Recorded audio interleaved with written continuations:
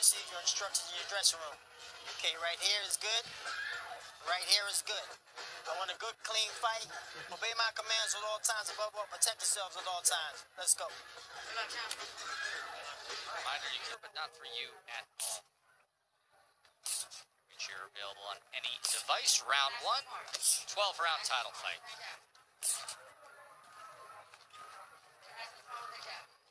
Yes, I expect a lot of adjustments to be made by both these fighters. Both these fighters can handle themselves very well in any area of the ring.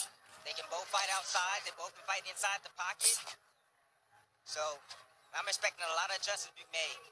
But early on, Tess, you know, what do you do, Tess, when you first go out and, you know, go check the pool? What do? You stick your feet in there.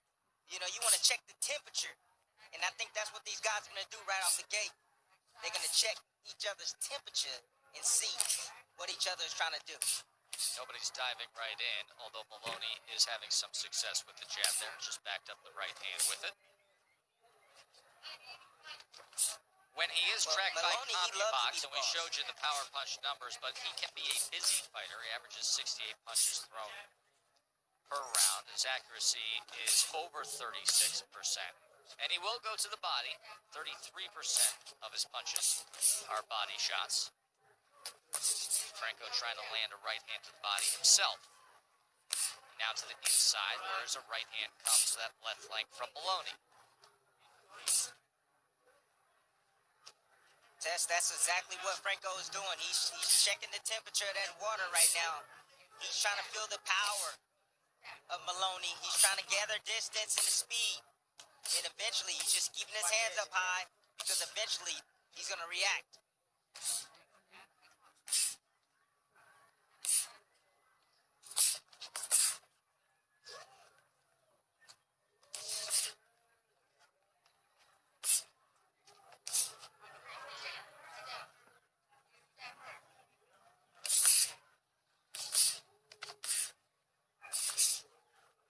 See the transition, Tess, with Moloney, how he's coming forward, using his jab, establishing presence, and then you see him move and get out of the way.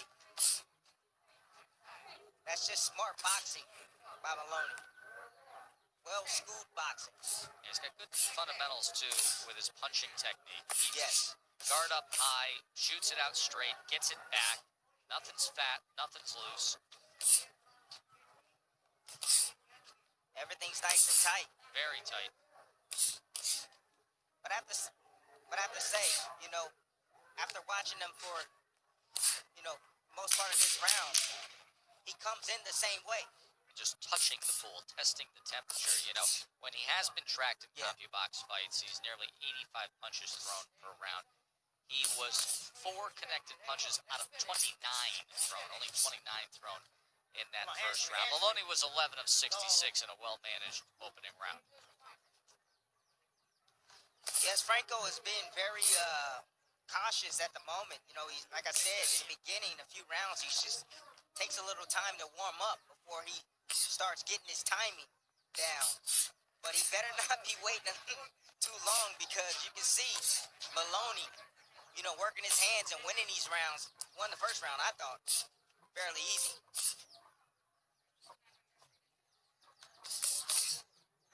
Moloney, the belt holder at 115 pounds in the WBA.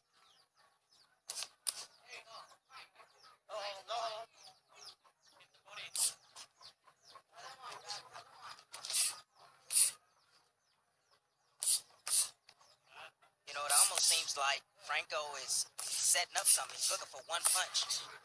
You know, he's being very patient right now.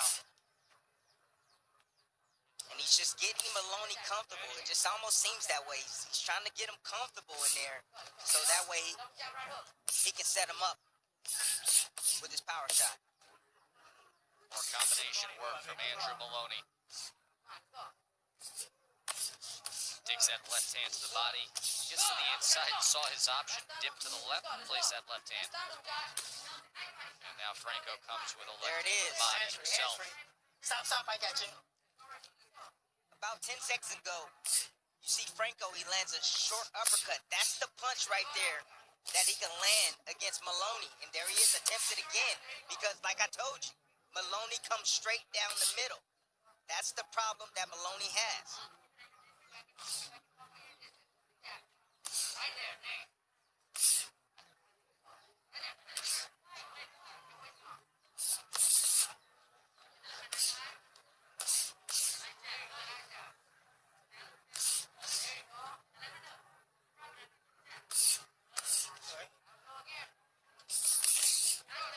Nice counter right there from Franco, stepping back, letting the jab, right hand of Moloney fly past, and then catching him with the counter.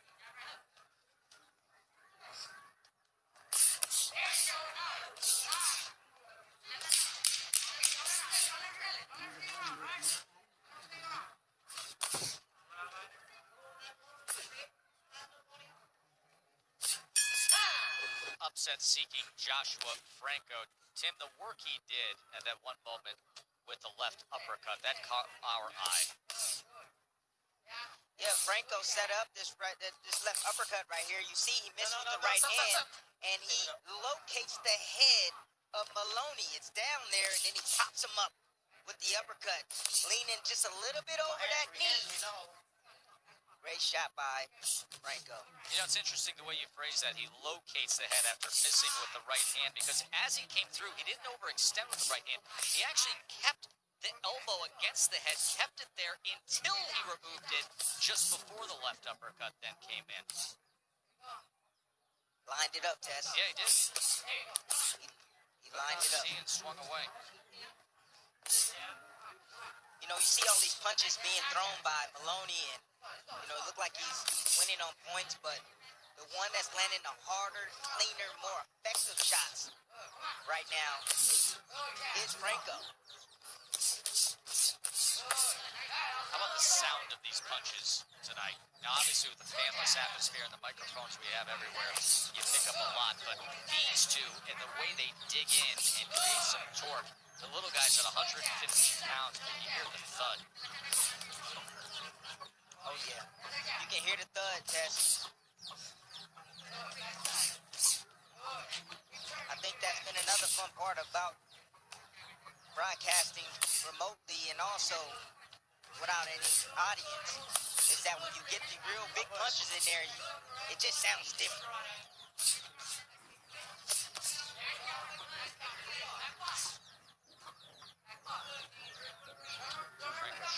I have to say, Moloney doesn't belong, Tess. Moloney doesn't belong in mid-range with Franco. Franco is very, very educated at mid-range, and he lets his hands go in combinations, blazing, sharp, crisp combinations at mid-range.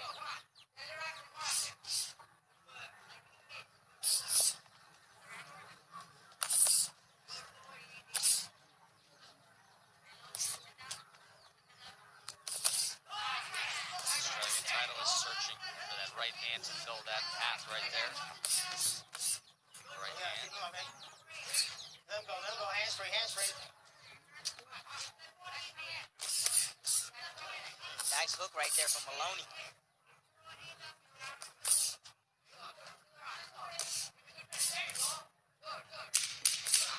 Heard so much about the Moloney brothers, the twin brothers, and now we get to see them stateside headlining a week of Top Rank on ESPN. Andrew, Back to you. that'll be Thursday in our main event. We'll see if his brother Andrew can retain his title here. Round number 4 against Joshua Franco for Andrew. Tim, I got a chuckle last night when we were on our Zoom call with Andrew Moloney, and, you know, I'm sure they get the question for years and years. Oh, you guys spar against each other. If it ever came to it, would you ever go in and fight against each other? And you think you're going to get the answer you would always get with that, but that wasn't what we got. We got the answer of, you know, if there's enough money on the table and it would set up our families for years and years to come, yeah, we would fight each other. That just let me know that these gentlemen are businessmen. That's what they are. Put their feelings aside. Go get that bread. It was a good left hand to the body from Moloney that time.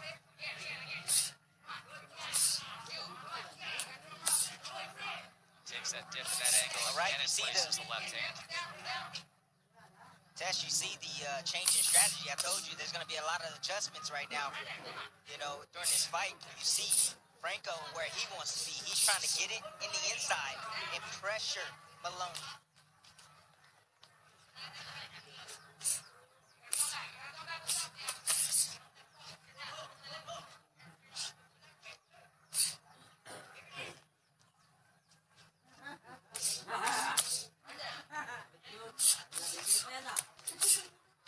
Nice angle out right there from Moloney.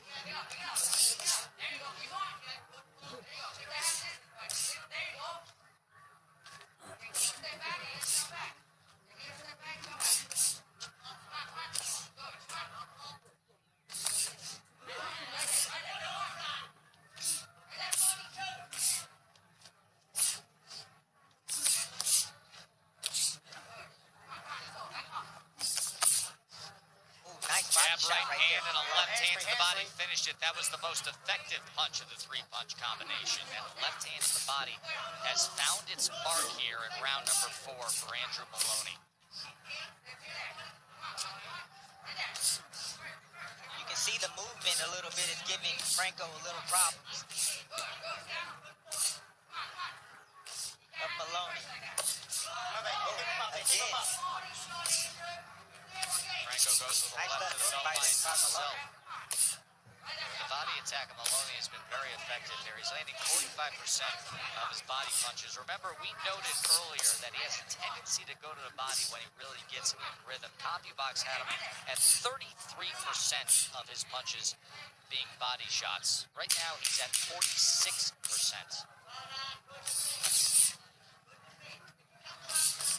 We begin round number 5. Title fight from Vegas. Andrew Moloney, 29-year-old Australian, undefeated at 21-0 against Joshua Franco. This was what I was noting, Timmy, in terms of where he likes to target. And Andrew Moloney, the WBA belt holder, at 44% to the body. Tess, he's very disciplined with his approach. You know, going down to the body is very smart for Moloney. But, you know, talking to him in the fight, talking to him and speaking with him in the fighter meet in our Zoom call, you know, he said that I love to study boxing. And the guys that I love to study is Julio Cesar Chavez, Manuel Marquez, Ricardo Lopez, all Mexican fighters. So that explains to me why he's digging that left hand down to the body. Loves that Mexican style. Stop.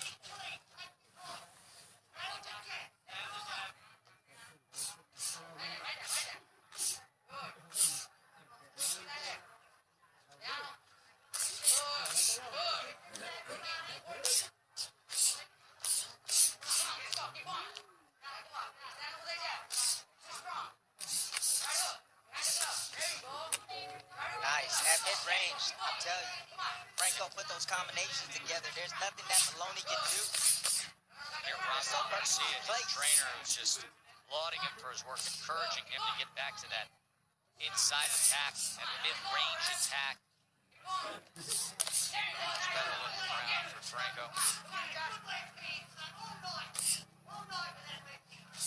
Moloney's doing a little bit of everything. Moloney, he'll stay there, he'll fight. You know, he'll land combinations, and then you'll see him pull out. Land combinations as well, but the only time it's tough for him is in these sequences right here, where he's standing mid-range, right in front of Franco, and Franco tees off.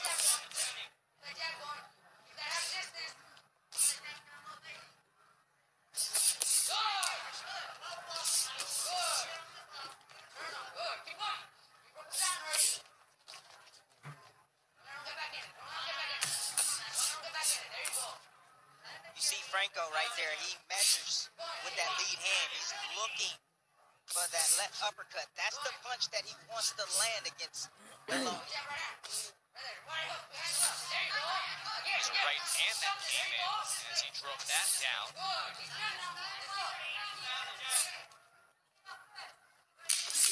Franco getting real consistent with his offense.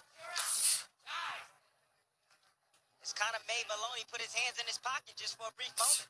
That's a Saturday night from Mexico City with Miguel Burchelt in action. Of course, we had our show from Mexico City this past Saturday night when Emmanuel Navarrete dominated Uriel Lopez. A fight card that also included a spectacular knockout, Timmy. That's Sergio Sanchez left uppercut against Gustavo Pena. Folks, if you haven't seen it, go online and just search Sanchez knockout. It is unbelievable.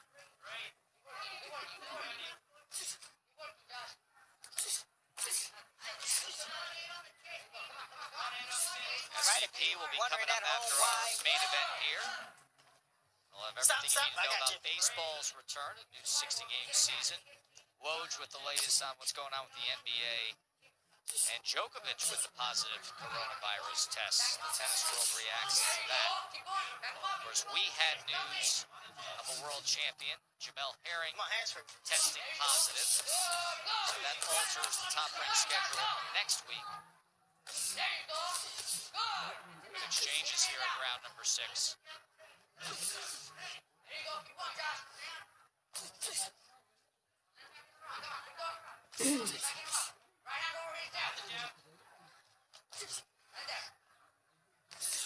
One thing that I see that Moloney, what he's doing wrong is that he gets out, he starts bouncing, and that's the time that you see Franco commence with offense. You know, when he's up in the air bouncing, he's not set, ready to punch. That's why you see Franco have success when he gets near Moloney. Is Moloney doing that bounce, not realizing that he's out of harm's way? Timmy, do you feel like the bounce is coming where he's not fully out? The bounce is coming at mid-range. Yeah. You know, that's just habit. That's just from habit. Doing it in previous fights and in training and in sparring as well. You know, if you're going to bounce like that, you need to be all the way out. Away from your man, not at mid-range. Because you're up in the air, you have to come down to punch. Or how about not do it at all? Not waste energy. But that's something that has to be taught. That's something that has to be taught in the gym. You know, not everybody's going to see that, Tess.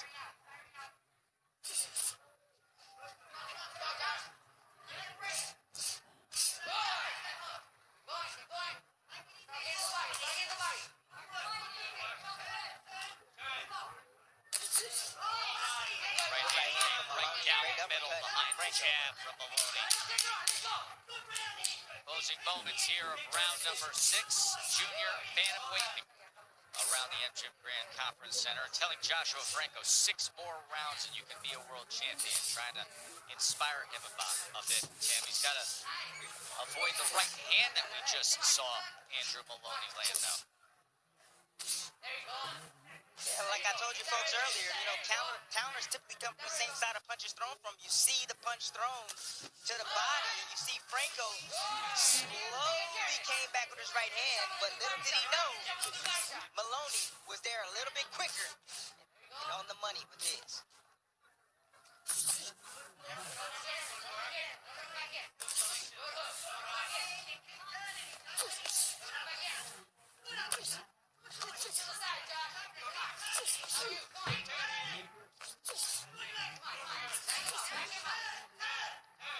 Right, you see the shift again. There's another adjustment that I see from Moloney.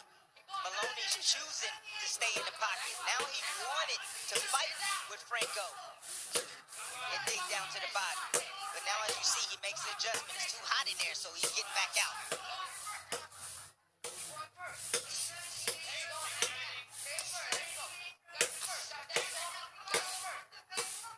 One thing I like about Franco, Tess, is he's really consistent with his work. Very accurate as well. He's not wasting any punches.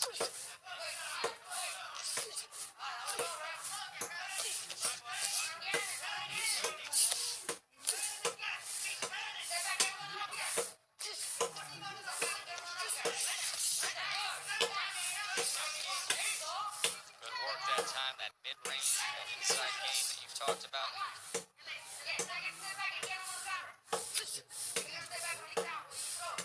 I have to say that the only guy that's better in his weight class at that mid-range like that is Chocolatito. Franco Franco is really good at mid-range. We focused in on 115 pounds and 118 pounds. Recent years, a good bit. Get to see Moloney tonight, but Jerwin Cajas is another guy who we've enjoyed seeing there. Obviously, Chocolatito, cream of the crop. And then Juan Francisco Estrada is very talented as well.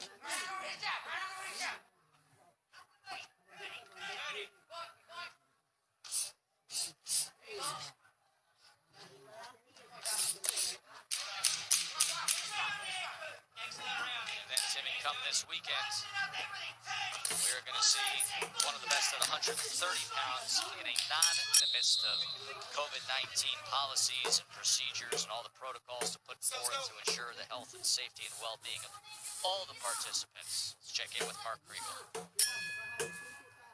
The current gold standard for action trilogies is, of course, Daddy Ward, but Franco and Oscar Negrete threw 1,400 more punches in their trilogy. Negrete was supposed to fight Jason Moloney, but pulled out because of a detached retina. But Joshua Franco, from the looks of it, hasn't lost anything. That was an amazing series that he had with Negrete. Right now, Franco has thrown 419 punches. Moloney's thrown 453. 3 fights that he had with Negrete, they combined to throw over 5,600 punches in those 30 rounds. And he's picking up the pace here in round number 8. Yes, that's in that sequence right there where you saw Moloney getting pulled back. He was forced out with the pressure from Franco and lift his head up. And what did Franco do? The smart thing. He followed him as he pulled his head up with a two-punch combination.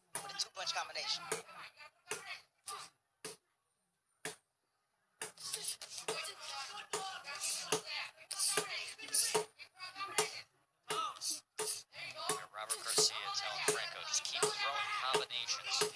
Good things happen when he lets his hands go at mid-range and on the inside. There's another left hand to the body from Moloney. Tess, the bouncing is the problem, Tess. The jumping up and down. He's not set to punch. You see Franco jump on him. That's the problem Moloney is having. He's handling himself pretty decent inside the close quarters. But when he starts bouncing up and down, that's when he gets hit.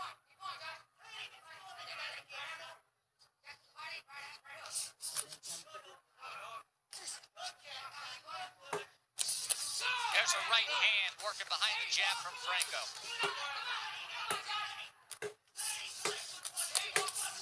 Good work right here in round number 8. Yeah, Tess, you know, Franco's punches just seem so harder. Just harder, you know, and just accurate. Moloney, yeah, he's letting combinations. He's letting them fly, but the accuracy, pinpointed shots are coming from Franco.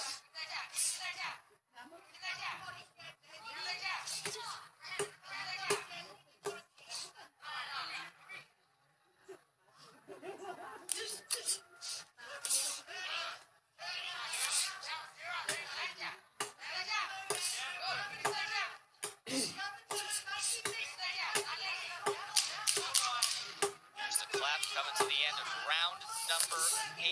4 rounds to go. This title fight between the undefeated Andrew Moloney and the upset-seeking San Antonio Josh Franco. Look at the punch stats. Pretty even there. Moloney with a 141 to 128 connect advantage there. 497 to 488 in terms of punches thrown through 8 rounds. I thought Franco had some really good work in that 8th round too. Yeah, Franco did have some good work. You know, he was operating when he saw Moloney jumping up and down. He stand on top of him, following him out with the jab and the right hand, landing some beautiful right hands over the top. You know, but this is a close fight. You know, I don't know who's winning this fight at this moment. But right now, I think Franco right now is seemingly in control.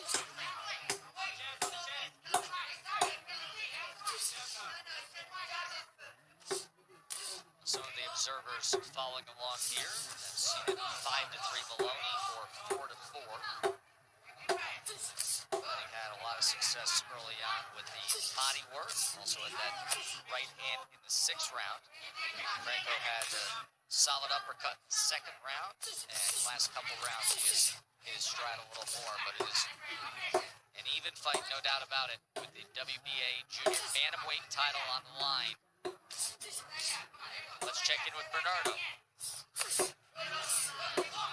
You know, Angelo Hyder, who trains Andrew Moloney, said, look, I want him to stay within the system, keep working the body, work behind the jab. I think we're up at this point. And just at that moment, Andrew's twin brother, Jason, went over and said, Andrew, you got to do more.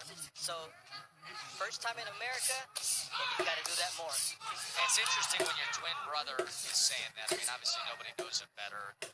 Train together and they've taken this incredible ride together. But the concern from his brother Jason of, hey, let's go for it here. Work right through. He's taking some big shots in this round, Tess. Franco taking a step forward. I'm starting to see the separation in this round of this fight. You know, the stronger, stocking, coming forward. Franco is having his way. That's a style that's very pleasing to the judges, making the fight, being more the aggressor.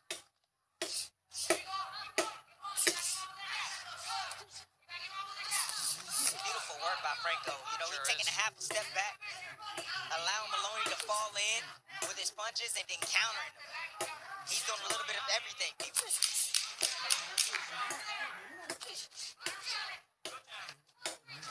Got a good one with a belt on the line from Vegas. Close coming down to the wire. Robert Garcia saying 3 rounds and you're a world champion. Lots still to be accomplished here. Round number 10. Franco, You know, we mentioned earlier, was getting a lot of support in the last 24 hours, the last 12 hours in terms of the betting line internationally.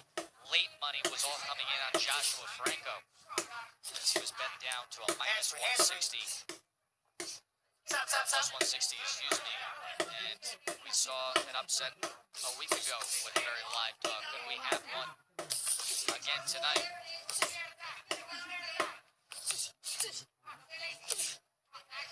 You know, this fight is really hard to ascertain on, you know, you got one guy boxing, moving around, using his legs, finding his spots in Moloney, and then you have the come forward fighter in Franco. But, you know, I have to tell you, that judges need to resist sometimes the temptation of giving a fighter a round based on the previous round. You know, I believe last round, without question, Franco won that round.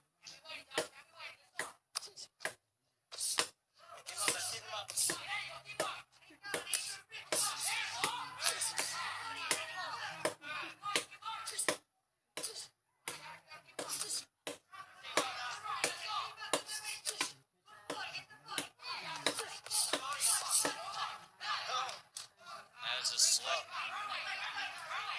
Yeah, it was a slip. It definitely was a slip, but, you know, that takes a lot out of you, especially when you're fighting a tough fight like this. You're in a tough fight like this.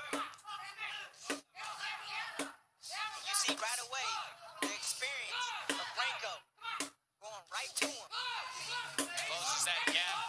Fires a series of punches. Right hand was able to score there.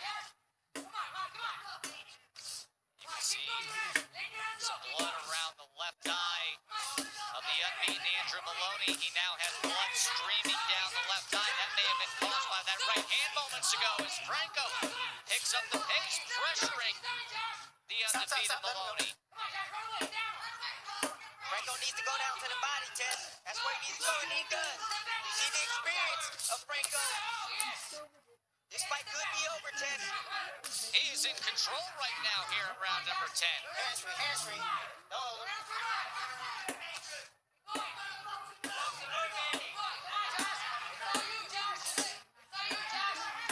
can hear Robert Garcia saying it's all you, Josh. Blood streaming down the eye of the belt holder right now from Australia. Franco targeting that left eye and opened up that cut in the corner of the left eye. So a big, big 10th round for the American hopeful. See how he chopped down with that right hand, Sam. That's what... Confirming that they saw it as a punch, causing that as well. Deal with the left eye. 6 minutes to go. Could Joshua Franco take this belt away from Andrew Moloney? Oh, he snapped his head back! Franco does damage to Moloney. Knockdown score. 6, 7. Hey, come to me, come to me. You good? Okay, give you a chance. Moloney's in trouble here. Came here unbeaten with the WBA Junior Bantamweight belt, but Joshua Franco, we told you, a live dog, looking for the upset. He is in control here in round number 11, trying to win a title. Goes underneath with the right hand. Trying to stay composed Moloney here. choosing to fight. He needs to stay away.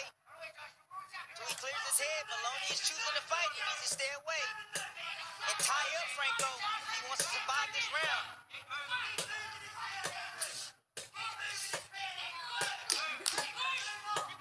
Closing that distance in that red corner. There's a right hand that comes in.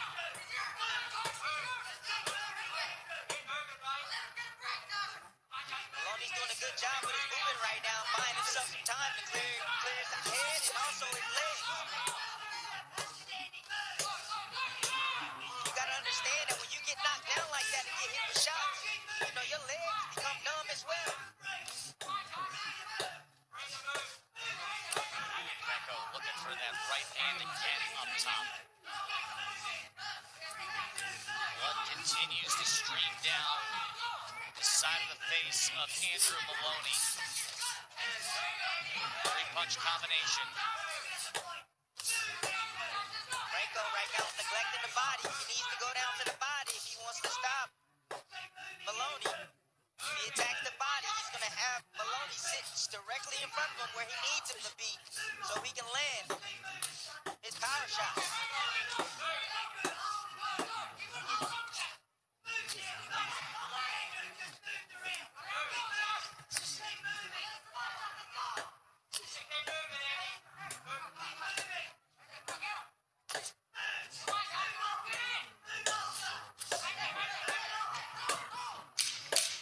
Let him go. Just smart work by Franco. Very smart work. Last round.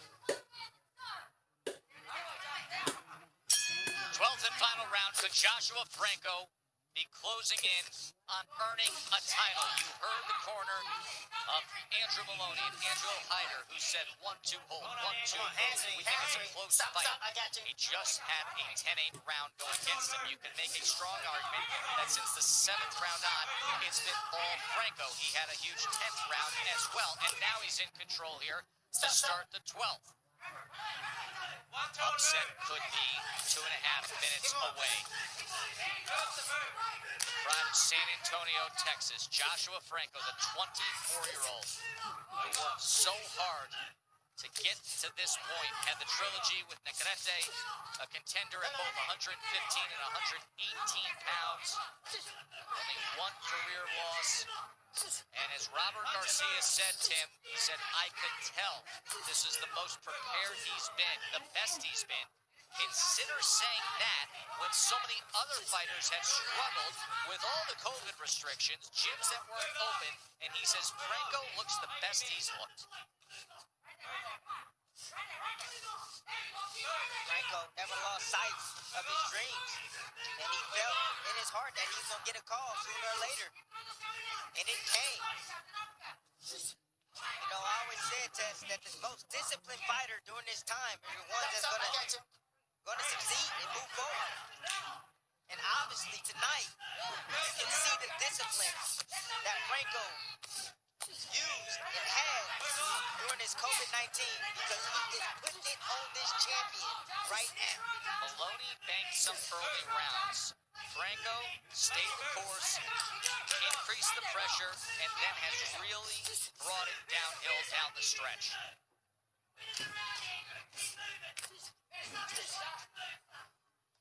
You know, Tess, a fighter knows when another fighter is weakening. You know, Franco feels it. You see the smile in his face. I know he's not telling you, he's smiling internally right now because he knows he's in total control of this bout. Sup? You know, you got to give Moloney credit going down and getting up and still fighting back hard. You know, he's behaving like a fighter, like a champion supposed to.